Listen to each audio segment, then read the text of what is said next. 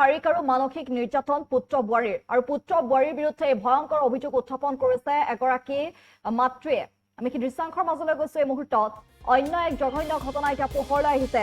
তেজপুৰত সংঘটিত হৈছে অন্য এক জঘন্য ঘটনা, পিতৃ মাতৃক অত্যাচাৰ পুত্ৰ বোৱাৰীৰ আৰু নিজ মাতৃয়ে এনেদৰে পুত্ৰ বোৱাৰী শাৰীৰিক আৰু মানসিক নিৰ্যাতনৰ বলি হ'ব লগা হৈছে পিতৃ মাতৃ আৰু এগৰাকী মাতৃৰ বিননি শুনিবলৈ পোৱা গৈছে। তেজপুৰত পিতৃ মাতৃক শাৰীৰিক আৰু মানসিকভাৱে অত্যাচাৰ কৰি ঘৰৰ পৰা উলিয়াই দিছে নিজ সন্তানে। পুত্ৰ সন্তান জন্ম দি নিজ সন্তানৰ বাবে নিতৌ চকুলো টুকিবলগীয়া হৈছে এহাল পিতৃ মাতৃয়ে।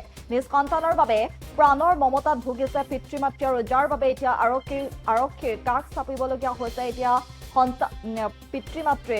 আৰু যিহেতু এই ঘটনা হৈছে তেজপুৰৰ গুটলুং ভিতৰখুটিৰ দুৰ্ভগীয়া এহাল পিতৃ মাতৃ ববী দাস আৰু মুৰাৰী দাস পুত্ৰ কন্যা দুই সন্তানৰ বিৰুদ্ধে এওঁলোকে এতিয়া এজাহাৰ দিবলৈ গৈছে আৰক্ষী থানা। পুত্ৰ দীপাংকৰ দাসে বোৱাৰী ৰূপা দাসৰ সৈতে মিলি পিতৃ মাতৃক মাৰধৰ কৰি ঘৰৰ পৰা উলিয়াই দিয়াৰ অভিযোগ কৰিছে এতিয়া ববী দাস আৰু পিতৃ মুৰাৰী দাসে। পেছাত গাড়ী চালক একমাত্ৰ পুত্ৰ দীপাংকৰে পিতৃ মাতৃক সঘনে মাৰপিট কৰাৰ লগতে পিতৃক হত্যা কৰিবলৈ ডেগাৰ লৈ অহা বুলিও অভিযোগ উত্থাপন কৰিছে এতিয়া ভুক্তভোগী মাতৃয়ে। প্ৰাণৰ মমতাত প্ৰায় এটা বছৰ ভাড়া ঘৰত কটোৱা এইহাল দুৰ্ভগীয়া পিতৃ মাতৃ এতিয়া কাষ চাপিছে ন্যায়ালয়ৰ। আনকি পুত্ৰ বোৱাৰীৰ বিৰুদ্ধে এজাহাৰ দাখিল কৰিছে আৰক্ষী চকী। নিজ হাতে গঢ় দিয়া আপোন ঘৰখন লাগে এতিয়া পিতৃ মাতৃক আৰু এনেদৰে সংবাদ মাধ্যমৰ আগত বিননি শুনিবলৈ পোৱা গ'ল এগৰাকী মাতৃৰ পুত্ৰ বোৱাৰীৰ শাৰীৰিক আৰু মানসিক নিৰ্যাতনৰ সকলো কথাই বিৱৰি ক'লে সংবাদ মাধ্যমৰ আগত। আৰু তেজপুৰত সংঘটিত হৈছে জঘন্য ঘটনা। এনেদৰে দুৰ্ভগীয়া পিতৃ মাতৃ এতিয়া কাষ চাপিবলগীয়া হৈছে। নিজৰ পুত্ৰ সন্তানৰ বিৰুদ্ধে এজাহাৰ দিবলৈ গৈছে আৰক্ষী থানা।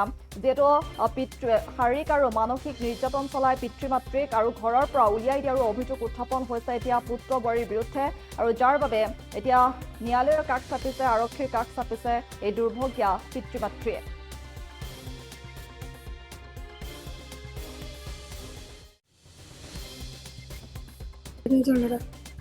এটাই ল'ৰা অত্যাচাৰ কৰে, দেউতাককো অত্যাচাৰ কৰে, মোকো অত্যাচাৰ কৰে, মাৰপিট কৰি ঘৰৰ পৰা ওলোৱাই দিয়ে। এতিয়া মানে মোক সহায় লাগে, বিচাৰি আহিছো সহায়। বিয়া পতা 5 বছৰৰ পিছৰ পৰা আমাৰ দুটাক অত্যাচাৰ কৰে। 1 বছৰ হৈ গ'ল আমাক ঘৰৰ পৰা ওলোৱাই দিছে। এতিয়া আমি বেলেগ ঘৰত আছো। আমাক মানে নিজৰ ঘৰটো লাগে এতিয়া। নাই দিয়া, মই থাকে মাৰপিট কৰে ৰাতি, বহুত মাৰপিট কৰে। দেউতাকক ডেগাৰ দি আনে মাৰিবলৈ, ৰুম বন্ধ কৰি মাৰে, পলাই পলাই বেলেগৰ ঘৰত যাব লাগে আমি। তাতো যাই পেলাই মাৰপিট কৰি আছে আমাৰ ল'ৰাই বোৱাৰীয়ে। SP অফিচত ছাৰৰ তাত গৈছো, আমি কেছ দিছো আৰু কোৰ্টতো গৈছো, কেছ দিছো, আমাক ন্যায় লাগে। দীপাংকৰ দাস কি কৰে? গাড়ী চলায়। হয়, মাৰপিট কৰে বহুত। ঘৰৰ পৰা মোক খেদি দিছে। এতিয়া আমি বেলেগৰ যাত আমি ভাড়াত এটি আছো। আমাক এতিয়া আমাৰ মানে হকটো লাগে, আমাৰ মানে নিজৰ ঘৰটো লাগে। যিকোনো খবৰৰ বাবে যোগাযোগ কৰক 7099017330 লগতে 7099017110 নম্বৰত।